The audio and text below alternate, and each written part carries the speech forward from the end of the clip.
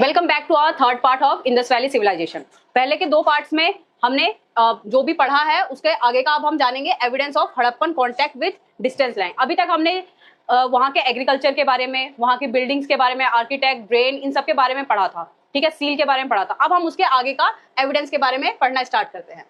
अब कुछ ऐसे एविडेंस है जो हमें ये बताते हैं कि जो हड़प्पन थे या फिर जो इंडस वैली सिविलाइजेशन के जो लोग थे या पूरा इंडस वैली सिविलाइजेशन था, वो उनका कांटेक्ट था डिस्टेंस लैंड के साथ, यानी कि दूर दूर के देशों के साथ भी उनके कुछ कॉन्टेक्ट थे। अब वो एविडेंस क्या है वो हम इस स्लाइड में देखते हैं। पहले तो ट्रेसेस मिले निकल के। निकल एक एलिमेंट मेटल होता है, ठीक है। अब इसका ट्रेसेस मिला है, ठीक है, केमिकल, और वो भी ऐसे ही नहीं उसके ट्रेसेस मिल गए, वो केमिकल एनालिसिस से इसका पता चला है, जो कि बहुत ओमानी कॉपर और हड़प्पन आर्टिफैक्ट दोनों जगह था। ये जो निकल है ये कहाँ मिला, ओमानी कॉपर्स में भी और हड़प्पन आर्टिफैक्ट्स में भी। तो इससे ये दिखता है कि ओमान से जो कॉपर आ रहा था उसमें भी कुछ ना कुछ जो है यहाँ पे इनसे हड़प्पन से उनका थोड़ा सा कॉन्टेक्ट था। और लार्ज हड़प्पन जार, फिर एक हड़प्पन जार मिला जिसपे ब्लैक कलर का थिक लेयर था क्ले का, ठीक है। वो कहाँ मिली हमें, ओमानी साइड पे मिली। अब ओमानी साइड पे जब हमें ये जार मिलता है और हड़प्पा में ओमानी कॉपर्स मिलते हैं, तो ये अनुमान लगाया गया कि इस कॉपर के एक्सचेंज में शायद ये जार दिया हुआ हो, या फिर ये एक तरीके से थोड़ा सा इन लोगों ने अपने अंदाजा लगाया कि ऐसे जार्स का ट्रेड होता था और एक्सचेंज में शायद वो कॉपर लेते होंगे। फिर some text show that copper come from the region called Magan, और कुछ टेक्स्ट ऐसे भी मिले जो ये बताते हैं कि कॉपर कहां से आता था, मेगन से आता था। और मेगन क्या है, Mesopotamian site also show evidence of निकल ट्रेस, और मेसोपोटामिया की भी कुछ साइट्स पे निकल के ट्रेस मिले। तो ये मेसोपोटामिया से भी हड़प्पा का कुछ एविडेंस ऐसा है जो कॉन्टेक्ट दिखाता है। Mesopotamian text mention contact with region called Dilmun. Dilmun क्या है, एक आइलैंड है बहरीन का, ठीक है। यहाँ से मेसोपोटामियन टेक्स्ट में हमें दिखता है कि हड़प्पा का कांटेक्ट था या डिमुन से, ठीक है। ये कहा अभी क्या है, बहरीन का एक आइलैंड है। मेघन से कांटेक्ट दिखता है हमें, मेलुहा से दिखता है, ठीक है। और मेसोपोटामियन टेक्स्ट ये भी बताते हैं हमें कि जो मेलुहा था वो लैंड ऑफ सी फेरर्स था। क्या था वो लैंड, सी फेरर्स की धरती थी। अब ये सिलेंड्रिकल जो सील है जिसमें हमने पिछली वीडियो में भी पढ़ा था सिलेंड्रिकल सील के बारे में, ये मेसोपोटामियन सील थी, लेकिन इसका थोड़ा बहुत कांटेक्ट या फिर इसमें जो इमेजेस थी वैसी ही इमेजेस हमें हड़प्पन सील्स में भी देखने को मिली थी। तो ये सारे कुछ एविडेंस थे जिनसे हमें इन दोनों को, हड़प्पा का, मेसोपोटामिया का या ओमान का या बहरीन का कॉन्टेक्ट देखने को मिल जाता है। अब सील्स, स्क्रिप्ट्स और वेट के बारे में जानते हैं। सील्स क्या था, सील्स एक चाहे सिलेंड्रिकल शेप का हो या स्क्वायर शेप का हो या फिर सर्कल शेप का हो, बहुत टाइप के सील्स होते थे। ये सील्स अलग अलग चीजों के लिए यूज होते थे। अब क्या अलग अलग चीजें थी, पहले तो सील्स और sealing were use to facilitate long distance communication. इनको पहले लॉन्ग डिस्टेंस कम्युनिकेशन के लिए यूज करते थे। दूसरा, जो सील्स होती थी उनको आप बैग सेफली पहुंचा या ना पहुंचा उसके लिए भी यूज करते थे। अब वो कैसे,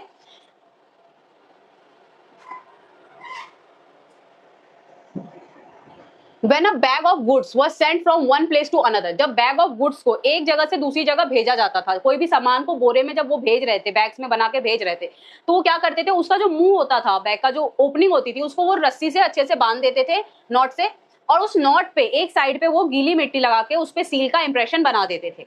अब इससे होता क्या था, अगर सील बिना अनब्रोकन पहुंच जाए तो इसका मतलब है कि पूरे ट्रेड के रास्ते में या पूरी जर्नी में बैग को किसी ने खोला नहीं है। It means no one had open it.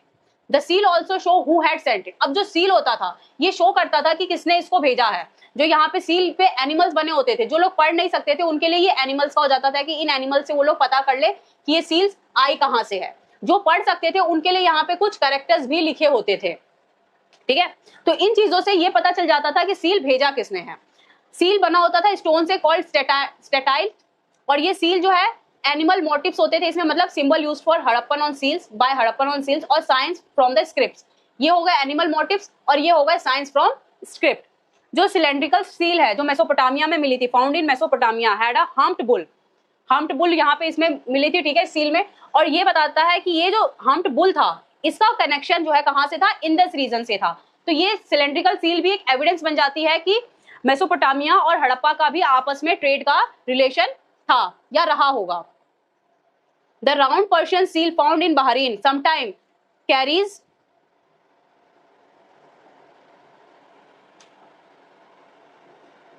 Carries the Harappan pattern of seal, जो ये ऐसे आप यहाँ पे राउंड देख पा रहे हो, पर्शियन गल्फ सील है बहरीन की, इसमें भी कभी कभी हमें हड़प्पन के कुछ पैटर्न्स देखने को मिलता था।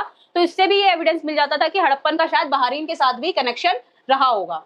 अब सील्स क्या करती थी, हेल्प करती थी ये बताने में कि जो ट्रेड है वो कहाँ से हो रहा है, किसके साथ हो रहा है, कम्युनिकेशन करने में मदद करती थी। दूसरा, जो सामान भेजा गया वो सेफली पहुंचा या ना पहुंचा वो भी सील्स से हमें पता चल जाता था। से भेजने वाले का सेंडर का नाम और टाइटल भी उस सील से हमें पता चल जाता था। ठीक है, ये सारी इंफॉर्मेशन हमें सील से मिल जाती थी कि सील जो है कहाँ से किसने और कहाँ कब भेजी थी, इन सब चीजों सील से हमें सारी इंफॉर्मेशन मिल जाती थी। सील के बाद आते हैं हम स्क्रिप्ट्स पे। अब ऐसा तो नहीं है कि हड़प्पन पढ़ नहीं पाते थे या लिख नहीं पाते थे, वो पढ़ लिख पाते थे, उनके कुछ साइंस थे। ठीक है, और वो साइंस अभी भी जो है ना अनडिस्कवर्ड है, किसी को अभी भी पता नहीं चला कि वो एक्चुअल में साइंस में लिखा हुआ क्या था। ठीक है,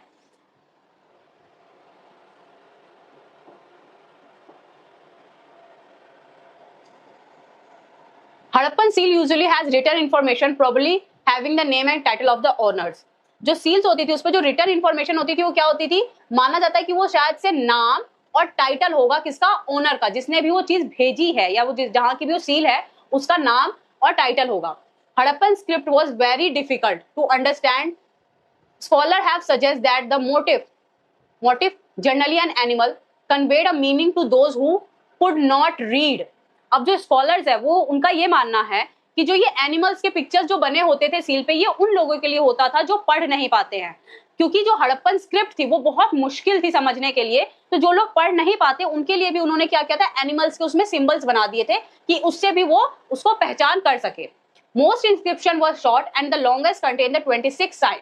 ज्यादातर इंस्क्रिप्शन जो होते वो बहुत छोटे छोटे होते थे और जो सबसे लंबी है उसमें 26 साइन था। 26 साइन होने के साथ साथ जो ये स्क्रिप्ट थी वो आज की जो हमारी राइटिंग है या हम इंडियन की जो राइटिंग अभी हमारी जो है उसके हिसाब से ये अपोजिट में थी।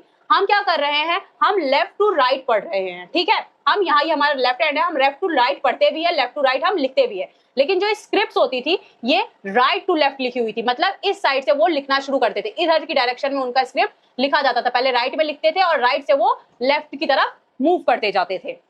ये राइटिंग थी उनके स्क्रिप्ट की, किस तरीके से वो लिखते थे। Writing has been found on seals. अब ये राइटिंग मिली कहाँ पे, सील्स पे मिली है, कॉपर टूल्स पे मिली है, रिम्स ऑफ जार पे मिली है, बोन रॉड्स पे मिली है, कॉपर पे और टेराकोटा टैबलेट्स पे मिली है, और कुछ ज्वेलरीज पे भी मिली है। उसके साथ साथ कुछ एशियन साइन बोर्ड है। इन सब चीजों पे जो ये राइटिंग्स है ये हमें देखने को मिली है। The script was not alphabetically and had many science somewhere between 375 and 400। अब देखो हम कितना भी इतना मैंने ये पूरा पेज लिख रखा है, ठीक है, लेकिन इसमें अल्फाबेटिक 26 लेटर्स ही हैं, उन्हीं से मैंने सारे वर्ड्स बनाए हैं। लेकिन जो हड़प्पा की सील थी वो अल्फाबेटिक नहीं थी, उसमें कोई भी अल्फाबेटिकल कैरेक्टर्स नहीं थे। कहीं कहीं 375 साइंस भी देखने को मिलते हैं और कहीं 400 भी, मतलब 375 से 400 के बीच उनके साइंस थे। लॉन्गेस्ट मतलब एक बार में लिखा हुआ 26 कैरेक्टर ही मिला है, लेकिन इनके अभी तक जितने भी एविडेंस मिले हैं उस पर 375 से 400 तक डिफरेंट साइंस हमें देखने को मिले हैं। ये यहाँ पे कुछ साइंस दिए हुए हैं, ठीक है, ये हड़प्पन के राइटिंग है या फिर उनकी जो स्क्रिप्ट थी वो है। और अभी भी जो है आर्कियोलॉजिस्ट स्कॉलर्स इस स्क्रिप्ट को पूरा का अनडिस्कवर्ड नहीं कर पाए हैं कि ये इन लोगों ने लिखा क्या था। तो ये तो हो गई स्क्रिप्ट की बात, सील की बात हमने पढ़ ली, स्क्रिप्ट की बात हमने पढ़ ली। अब हम पढ़ते हैं वेट का।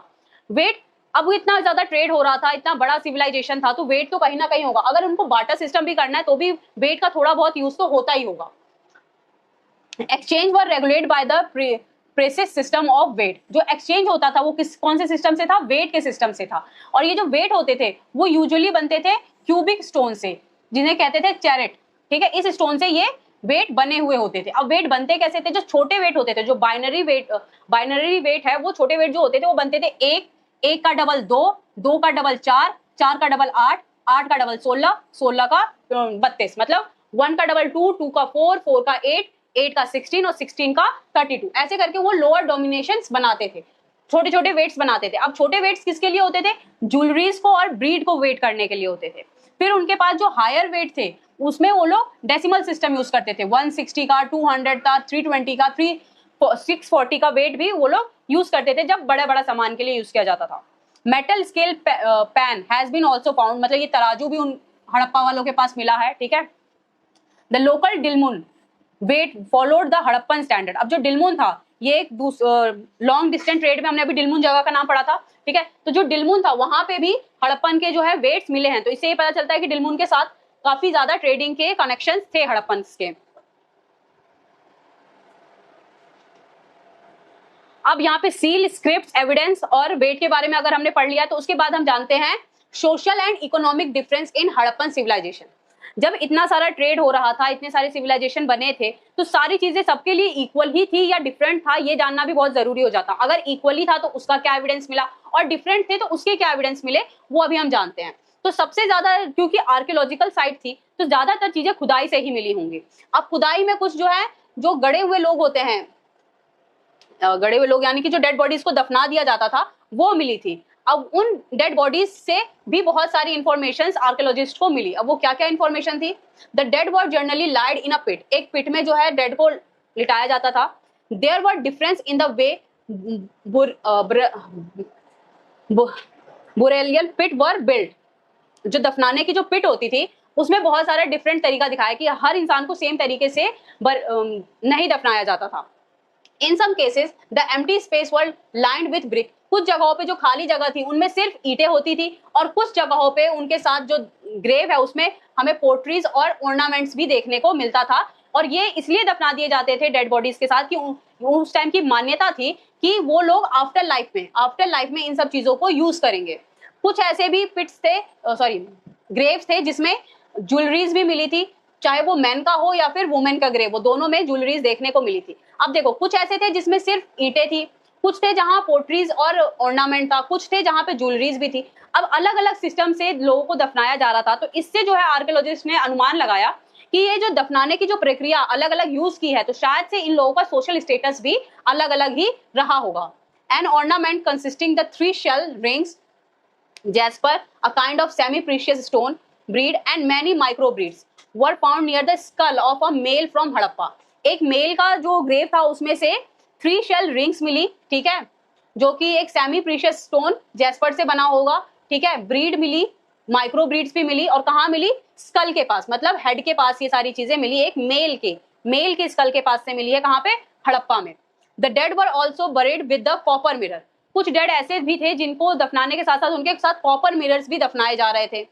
अब the Harappan did not believe in burying precious thing with the dead, और लेकिन इसमें इतनी सारी चीजें तो मिली, लेकिन फिर भी जो है ये माना जाता है कि जो हड़प्पन थे वो प्रीशियस चीजें डेड के साथ नहीं दफनाते थे। मतलब कुछ कीमती चीजें तो थी, लेकिन बहुत ज्यादा कीमती चीजें वो नहीं दफना रहे थे। अब कुछ आर्टिफैक्ट्स भी हैं जो सोशल स्टेटस के बारे में हमें बताते हैं। Artefacts had broadly classified as utilitarian और लग्जीरियस। 2 तरीकों से आर्टिफैक्ट को क्लासिफाई किया है, एक जो यूटिलाइज किया जा रहा होगा और एक जो लग्जीरियस होगा। जो यूटिलेटेंट आर्टिफैक्ट था उसमें आते थे डेली यूजेस के 3, जो इजीली किसी भी मटेरियल से बना हो, स्टोन से बना हो, क्ले से बना हो, चाहे वो आपको निडल हो जाए, पोट्रीज हो जाए, ये फ्लैश रबर्स हो जाए, बॉडी स्क्रबर्स वगैरह, ये सारी चीजें जो डेली यूज के लिए बनाई जा रही थी उनको हम लोग यूटिलिटेरियंस कहते हैं। अब लग्जरी आर्टिफैक्ट्स कौन थे? वो ऑब्जेक्ट जो कॉस्टली या नॉन लोकल मटेरियल से बना होगा, जिसमें कॉम्प्लेक्स टेक्नोलॉजी का यूज किया गया होगा। Little pot of faience were probably consider precious because they were difficult to make. ऐसे जो छोटे छोटे मटके हैं इनको प्रीशियस माना गया, क्यों? क्योंकि इनको बनाना बहुत मुश्किल था, इनको बनाने के लिए जो टेक्नोलॉजी यूज होती थी वो काफी डिफिकल्ट थी। कुछ मिनिएचर पॉट्स भी मिले हैं, ठीक है, जो कि ये छोटे मटके के टाइप के ही थे। ये भी, इसमें परफ्यूम बॉटल के लिए इसको यूज किया जाता था। कहाँ? और ये मिले कहाँ पे है? मोहनजोदारो में और हड़प्पा में। उसके बाद rare object made of valuable materials are generally found in the large settlement like Mohenjodaro और हड़प्पा। अभी जो प्रीशियस चीजें हैं, डेली लिविंग की चीजें तो हर जगह मिली थी, जो प्रीशियस चीजें थी वो 2 ही जगह मिली थी, या फिर लार्ज सेटलमेंट्स में ही मिलती थी, जैसे कि हड़प्पा या फिर मोहनजोदारो में। गोल्ड बहुत ज्यादा रेयर था। All the gold jewellery were found at Harappan site was recovered from hoard. जो गोल्ड था वो बहुत प्रीशियस था, और गोल्ड हर साइड पे नहीं मिला, वो सिर्फ हड़प्पा की साइड से ही मिला है, ठीक है। अब इसके आगे यहाँ पे हमें कैसे लोगों को दफनाया जाता था और उनके दफनाने की प्रक्रिया से उनके सोशल डिफरेंस के बारे में पता चलता है। और उसके बाद जो आर्टिफैक्ट है उनको भी 2 हिस्सों में बांट के जो है सोशल स्टेटस के बारे में या फिर वहाँ के लोगों के इकोनॉमिक स्टेटस के बारे में हमें कुछ आइडियाज मिल जाते हैं। तो कौन से 2 चीजों से मिले? एक तो आर्टिफैक्ट से मिले और दूसरा ग्रेव से मिले। तो अब हमारी नेक्स्ट टॉपिक है एशियन अथॉरिटीज। अब इतनी सारी चीजें हमने पढ़ी हड़प्पा के बारे में, वहाँ एग्रीकल्चर कैसे होता है, वहाँ ट्रेड कैसे होता है, वहाँ की बिल्डिंग्स कैसे बनी हुई थी। इन सब चीजों को जानने से ये हमें ये तो पता चल गया कि हड़प्पा जो है ना बहुत ही ज्यादा यूनिफॉर्म सिस्टम में चल रहा था। अब ये यूनिफॉर्म सिस्टम कोई नेता चला रहा था, कोई राजा चला रहा था, या लोग खुद से चला रहे थे, अथॉरिटी किसकी थी, इसके बारे में हम अब जानते हैं।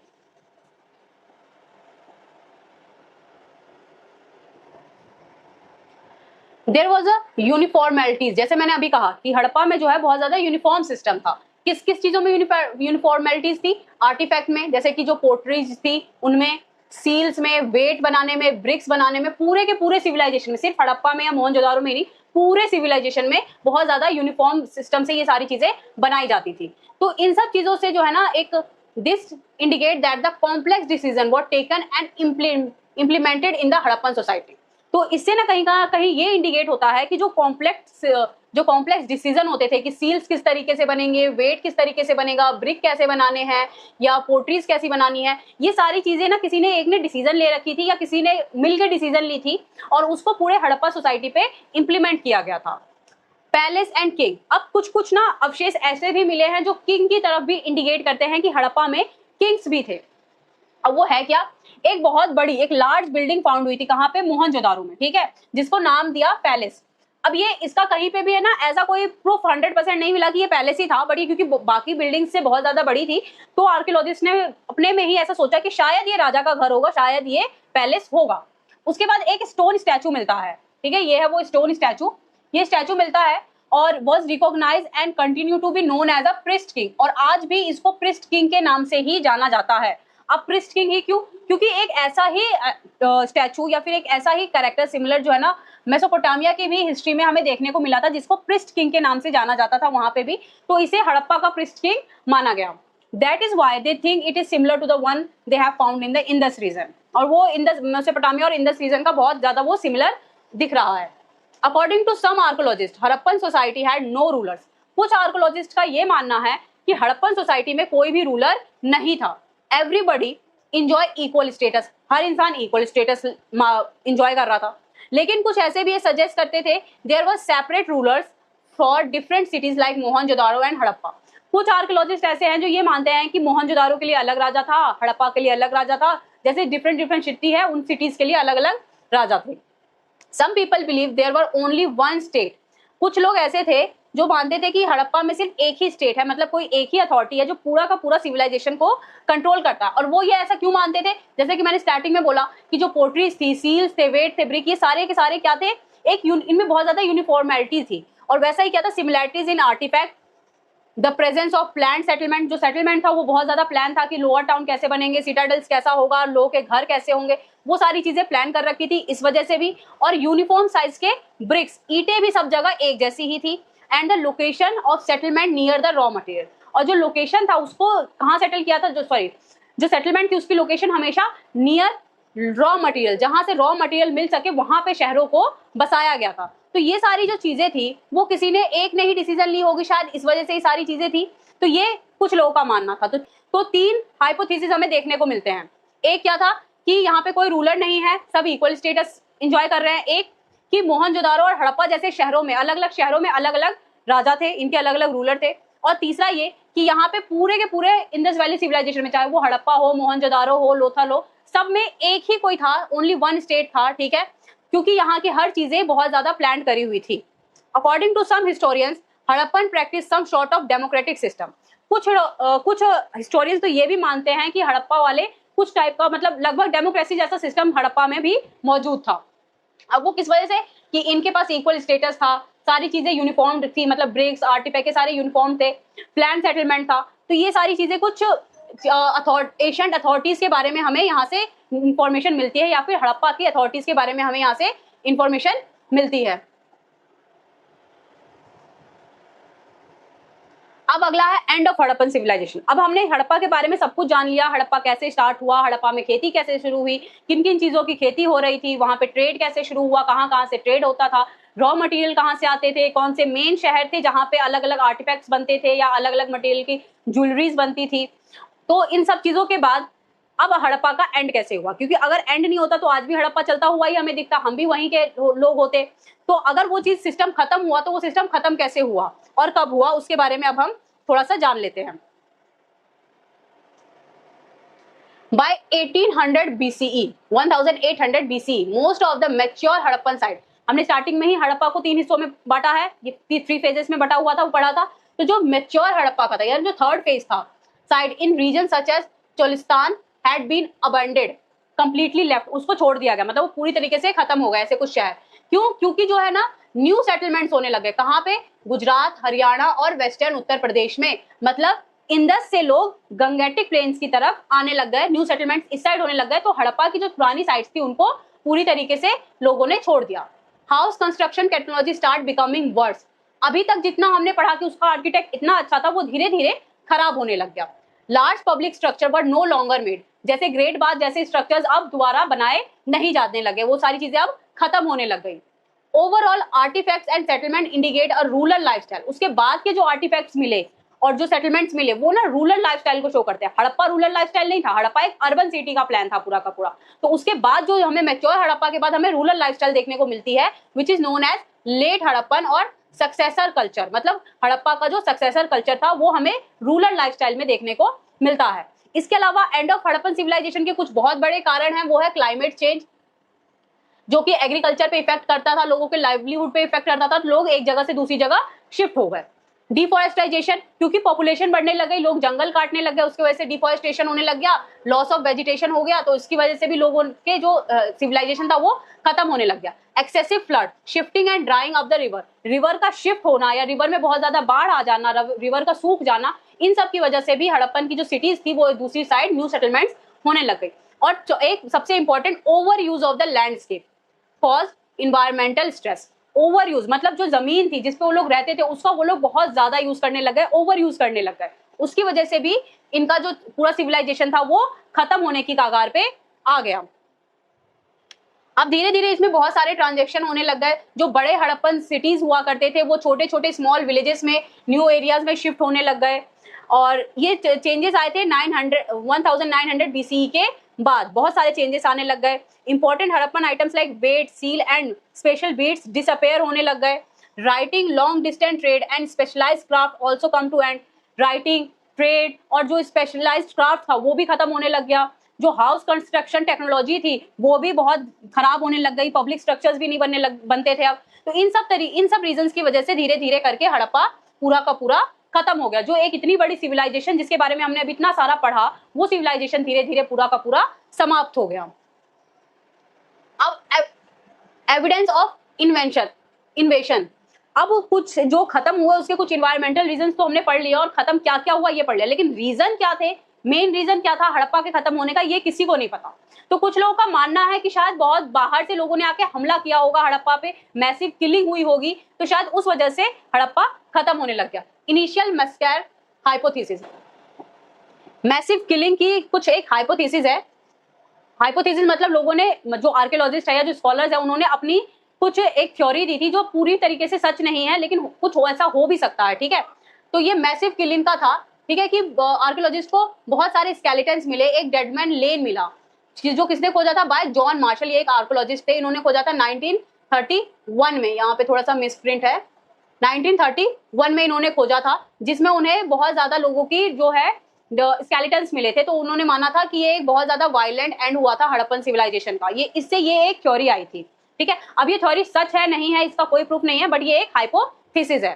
फिर जो रीम व्हीलर है, director general of ASI archaeologist survey of India के, जो ये 19 कुछ थोड़े से काउंटिंग्स में प्रॉब्लम है, 1947 में थे ये, इन्होंने फाइंड किया कि ऋग्वेदा से एक टेक्स्ट था जिसमें मेंशन किया जाता था फॉर डिस्ट्रॉयर, जो किसको कहते थे, गॉड इंद्र को कहते थे। He proposed that an Aryan invention was responsible for the civilisation demise. इनका मानना था कि शायद ऋग्वेदा में जो दिया हुआ है कि भगवान की आपदा की वजह से या फिर आर्यंस के इन्वेंशन की वजह से जो है सिविलाइजेशन पूरी की पूरी खत्म हो गई। तो ये दो आर्कियोलॉजिस्ट है, एक जॉन मार्शल, दूसरे रिम व्हीलर, इन दोनों की अपनी अपनी हाइपोथेसिस है किसके उसके लिए कि हड़प्पा का एंड कैसे हुआ। Critics and reversal of the interpretation, George Dales showed that skeletons at Mohenjodaro were from different time period. अब इनको जो ये डेडमैन लेन में जो स्केलेटन्स मिले थे, इनको लगा था ये एक ही टाइम में सबने मार के एक ही साथ इनको दफना दिया गया होगा, लेकिन फिर उसके बाद जो जॉर्ज डेल आए थे, इन्होंने बताया कि जो स्केलेटन्स है ये क्या है, डिफरेंट टाइम के हैं, ये एक टाइम के नहीं है। तो हो सकता है कि ऐसी ही जो वायलेंस है ये बहुत बार भी हुआ हो, या फिर ये कुछ अलग चीजों के भी सिंबल्स हो सकते थे। He find no evidence of war, war का कोई एविडेंस नहीं मिला, as burning weapon or the final defense, and conclude that most bodies come from the careless burials। तो वॉर का कोई नहीं मिला, बर्निंग का कुछ नहीं मिला, वेपन्स कोई से नहीं मिले, तो ये लोगों ने कंक्लूड कर दिया कि ये ना लोगों ने सही से शायद दफनाए नहीं होंगे, इसलिए ये ऐसी चीजें हमें देखने को यहाँ पे मिली है। अब इसके बाद थोड़े से PQI करते हैं, ठीक है।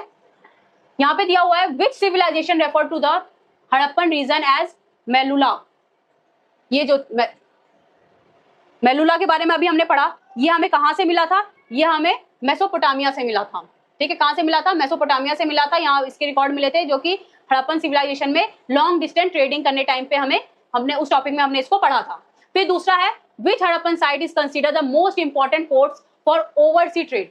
पोर्ट हमने 2 शहर पढ़े थे पोर्ट के, ठीक है, उनमें से एक था लोथल, ठीक है। यहां से हमने लोथल था जहां पे एक डॉकयार्ड है, making it most important port for the maritime trade with the region like Mesopotamia.